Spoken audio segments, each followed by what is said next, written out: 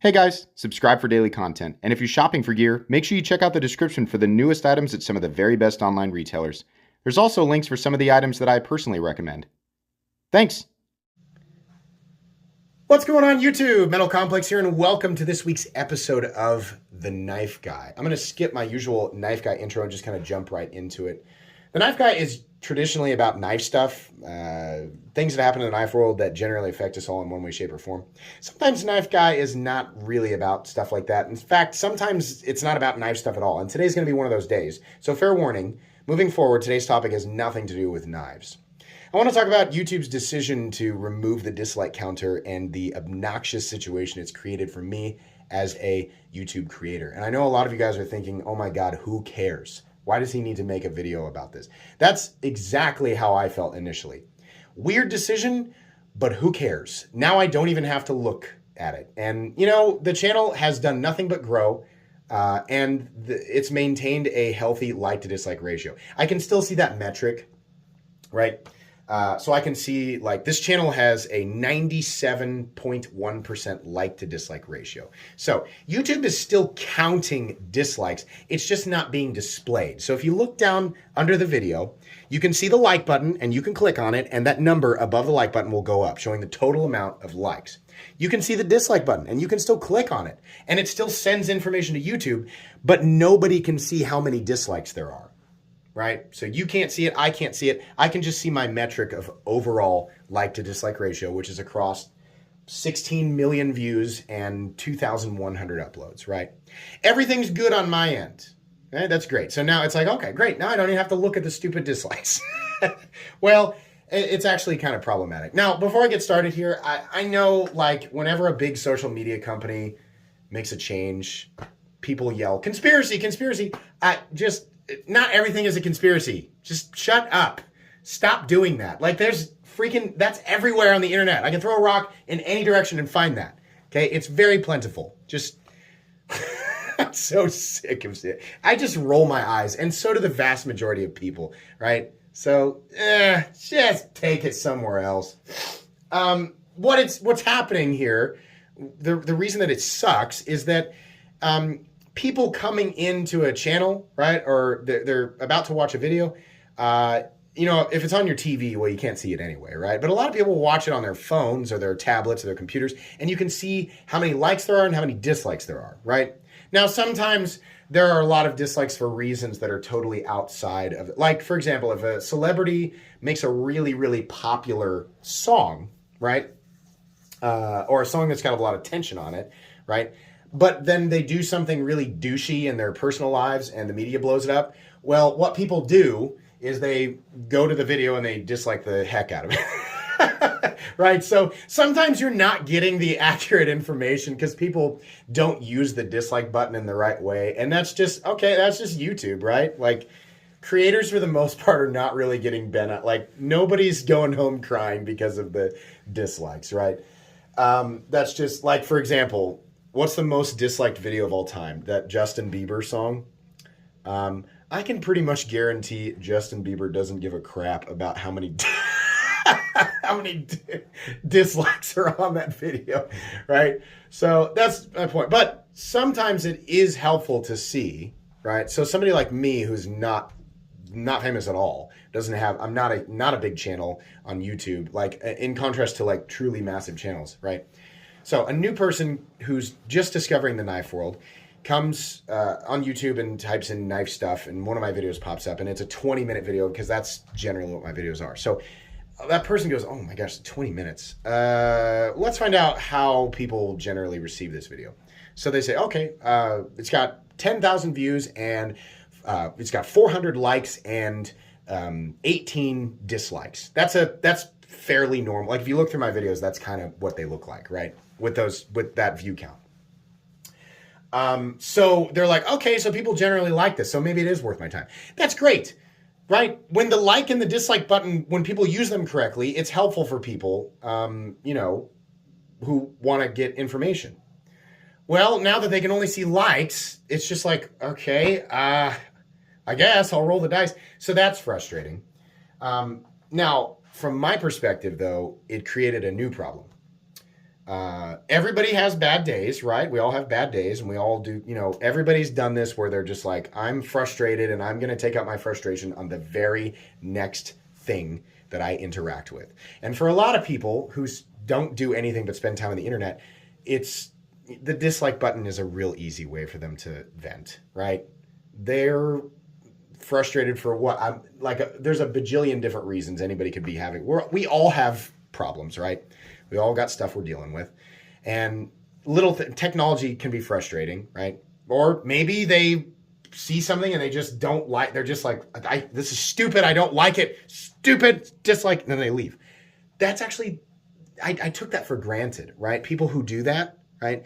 It's not helpful for me. It's not helpful for the community. It's in that specific situation, which doesn't happen.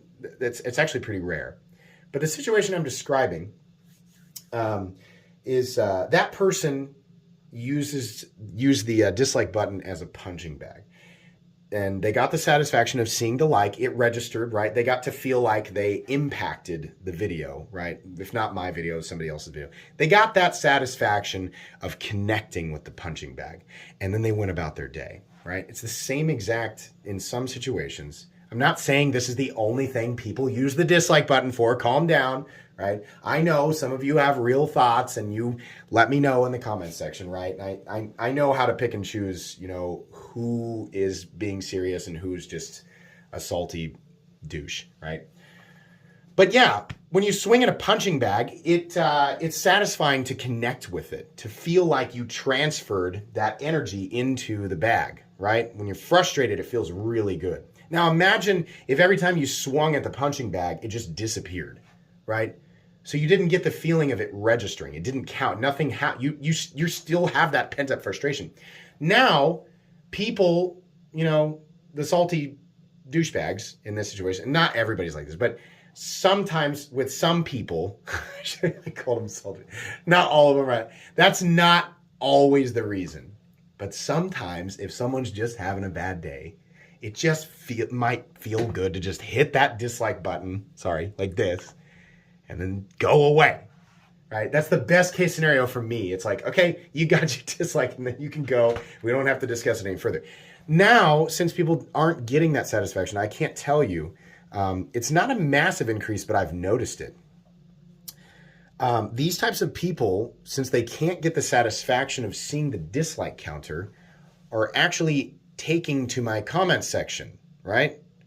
And these are people, a lot of them who really don't know what they're watching. They don't know where they are. The comment is not helpful for anyone. Most of the time, these comments get buried. People don't really know this, but these comments get buried and like nobody can see them but me. I don't comb through my individual videos, digging through my comment section.